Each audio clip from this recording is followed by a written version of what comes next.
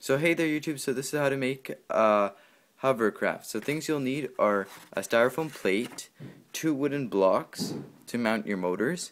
You'll also need 3 motors like this, and 3 matching propellers that will fit on the motors. You'll also need a lithium battery or a home phone battery. You'll also need a RC car transmitter and receiver, something like this. And you'll also need a plastic cup, a plastic bag of any sort, and electrical tape, and the transmitter that comes with the receiver. Okay, so the first step is to take your cup and place it in the center of the plate, and then trace around it with a marker. Alright, so once you traced around the cup, now you want to cut that circle with your pocket knife. Okay, so I kind of forgot to mention it, but you kind of want to cut that circle a little bit smaller than the diameter of the cup, so the cup could just be like sitting right on top. It'll just be easier to like tape it on. Okay, so once you cut it out like this, you want to cut your cup like somewhere around this line here. I'll show you on the next clip. Okay, so once you cut it out like this, you want to tape it right on the hole that we just cut.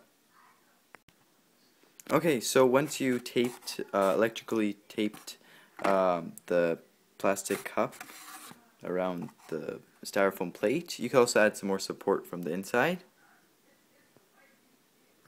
Okay, so the next step is to take one of your motors and solder in 2 wires to the 2 leads, and you probably want to add a switch that I forgot to mention at the beginning of the video to control the motor.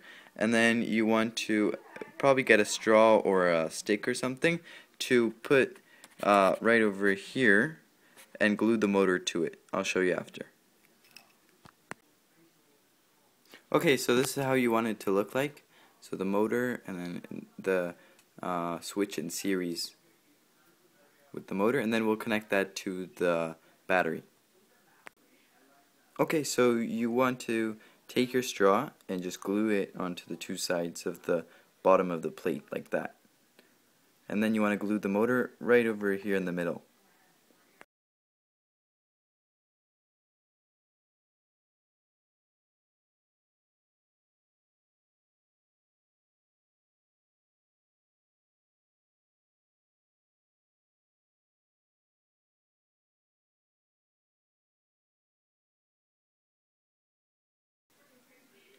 Okay, so the next step is to place your plastic bag below the styrofoam plate, and then you could draw like a circle with a marker around the plate onto the plastic bag, and then cut like the bag a little bit bigger than that circle so you could still mount it on the sides of the styrofoam plate.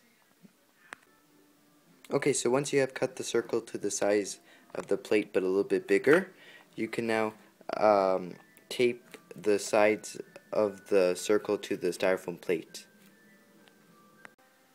Okay, so once you have electrically taped around the plate, you want to make some holes at the back of the plate on the plastic bag to let air out. Okay, so to make the holes, you just make like a small hole with a pencil, and then you can just cut around it with scissors, and then you could just put some tape around it so it doesn't get bigger. And do it around the motor, just like that. Okay, so to mount the motors, all you have to do is take those blocks. I needed to use like 2 for each one because my propellers would touch the styrofoam.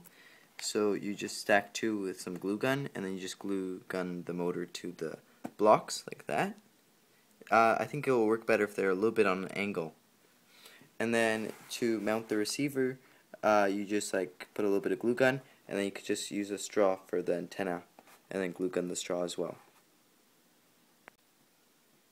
Okay, so to connect the final motor to the battery, because we already added the switch, so you just connect it right to the battery, and then we'll just turn that on, and it'll take off, and then you just connect it to the receiver of the battery. and then we could just put a little bit of electrical tape.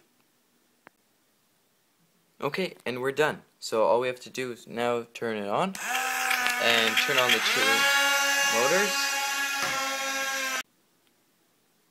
Okay, thanks guys for watching. Please subscribe and I'll see you guys in my next video.